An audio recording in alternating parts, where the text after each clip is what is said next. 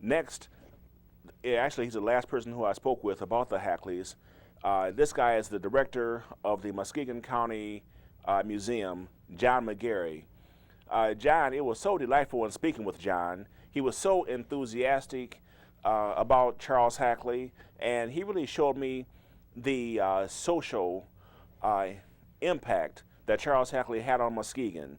And, other cities could really take note from what Muskegon has accomplished in the way that they hold on to their history. So next we'll hear from John McGarry, and that will basically conclude about 25 years of Hackley research on my part. It took me forever to put this together, but next we'll hear from John. I'm sorry I don't have time to give you a break. I'd love to give you a few minutes to rest for a second before we start into this. No, I'm fine. This is just natural for me. Okay. All right, I'm speaking with John McGarry. John, what is your capacity here? What is this facility called here, first of all? Well, we're at the Muskegon County Museum, which is located right in the downtown area of Muskegon, Michigan. And the museum operates 8 buildings. We're now in the main building. You have 8 buildings consisting of? Well, we have the main building, which is our administrative center, as well as our main exhibition venue. It's here we have exhibition halls and educational classrooms. And then we have other buildings that are historic houses. We have the Hackley House, the Hume House, the City Barn, the Fire Barn Museum. We have a building down on Western Avenue which houses our archival operation. And across town we have a building which is our curatorial collections area where we have all the artifacts that aren't on display. So this is a pretty elaborate setup. What makes this town or who put down the framework for the museum for you to be so all-encompassing? Well, I think that from what I've read and what I've seen, the people of Muskegon and have always had a fascination and have always been strong supporters of their local history, which in large measure is Native American and the lumbering era.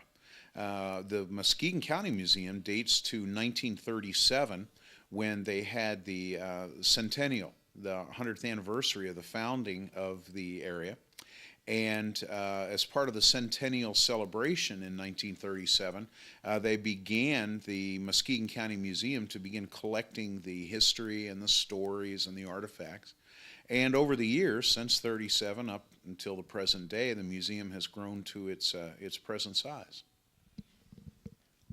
What is it about the people here then that makes them historically oriented? Because a lot of cities, the people don't grab back for the history. They just pretty much forget it because it's not here in front of you today. Well, I think there's a number of things. One, I can't really explain the real essence of why people love their history, but it's very prevalent throughout this community. Everyone you meet in the streets is an amateur historian. They're very interested. So there's that, first of all, that kind of underground swell of interest in the subject. But I think there's also the fact that we're very fortunate within Muskegon County, and particularly here in the city of Muskegon, in that a lot of our historic fabric still exists. We have a very large historic district. A lot of the historic homes, a lot of the historic buildings are still in existence. And so if you have an interest in history and you're walking around a neighborhood where all the old buildings are still intact, I think that just generates an enthusiasm for the subject. Okay, one of the main reasons why I came back here today was to hear your take on Charles Hackley. And one thing I'm curious about him and this town is when I speak to people about Charles Hackley and his legacy, I always feel some enthusiasm coming back to me. Sure. Well, I think it's hard to study the life of Charles Hackley and take a look at the good deeds that he did and not feel an appreciation and an enthusiasm for the man.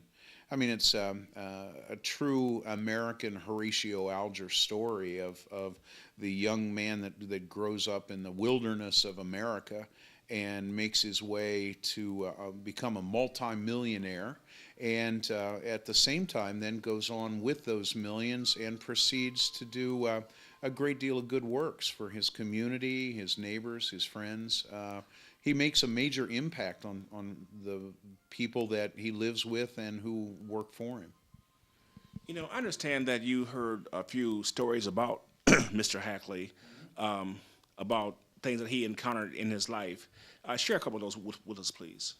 Well, I think that first of all, there's a whole lot of rumors out there about Charles Hackley, and it's been my theory that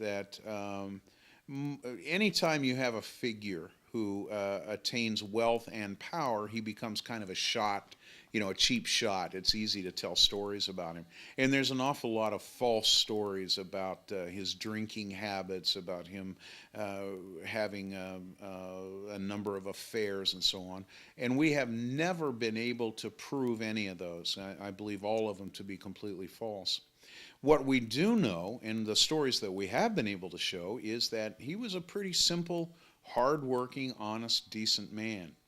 I think probably my favorite story that I've been able to document about Charles Hackley, and I think it really explains who he was, is the story that he was one time asked why he didn't have any hobbies.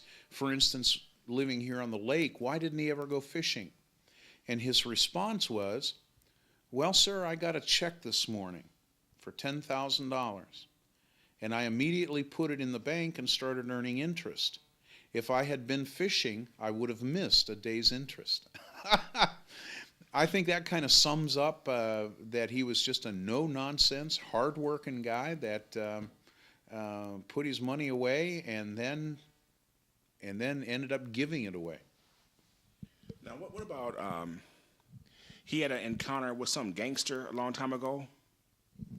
I'm not familiar with that. Oh, you're talking about the story of Billy the Kid. Yes. All right, not that Charles Hackley ever had the direct encounter, but there is a relationship between Billy the Kid and Charles Hackley, a rather tenuous one. When Hackley arrived in Muskegon, he went to work for a man by the name of Gideon Truesdale. Truesdale was a lumber baron at the time. Now, what year is this? This would have been in the late 1850s, early 1860s. So Hackley arrives in Muskegon. He goes to work for Gideon Truesdale. And for some reason, Truesdale kind of takes a liking to him, thinks that, here's a bright young fellow, and kind of takes him under his wing and begins to mentor him and to teach him the ins and outs of the lumbering business. I believe it was the Panic of 1857 when money dried up and things were kind of tight. Truesdale decided to send Hackley off to school. And Hackley goes to what would be the equivalent of a business college at the time and learns double entry bookkeeping, learns how to do accounting and bookkeeping and things like that. He comes back and they're working for Truesdale. Truesdale even introduces Hackley to his wife, who is Truesdale's niece. So Truesdale has a very important influence on Charles Hackley. Well, years later, Truesdale owns a lot of real estate in Chicago. The Great Chicago Fire comes along, and Truesdale loses his entire fortune. He's penniless. He decides to go west. He ends up, really an incredible story of how he gets there that would take a long time. But he ends up in Silver City, New Mexico, opens a hotel, and the silver boom takes place, and he starts to get some money again. There's a family nearby to where the Truesdales live, and so Truesdale kind of takes care of the kids, kind of takes the kids who are kind of running loose under his wing. Unfortunately, the kids, they get into a lot of trouble. And Truesdale eventually, when one of them gets in trouble, gives a young guy by the name of Billy some money to get out of town to avoid being prosecuted by the law. And that kid turns out to be the infamous Billy the Kid.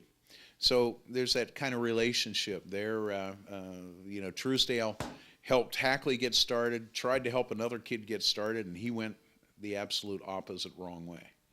But when I read in one of Hackley's books, there was a little passage there called "Pass It Along," and that kind of shows what that story, I would guess, is about, and that Truesdale may have instilled that in Hackley, where Truesdale helped Hackley, helped Billy the Kid.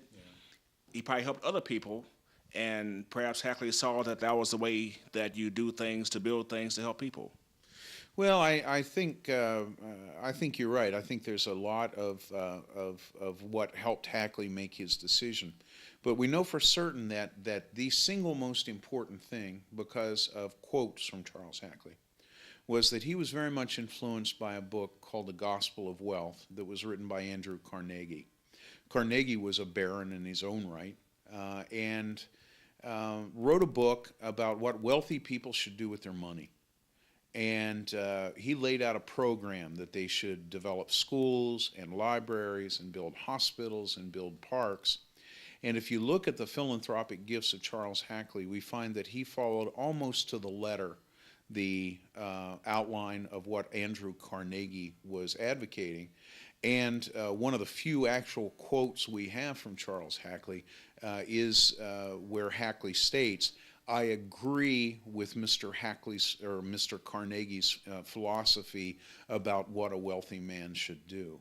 So the Gospel of Wealth had a dramatic impact upon Charles Hackley's life. You know, the whole thing is just so interesting.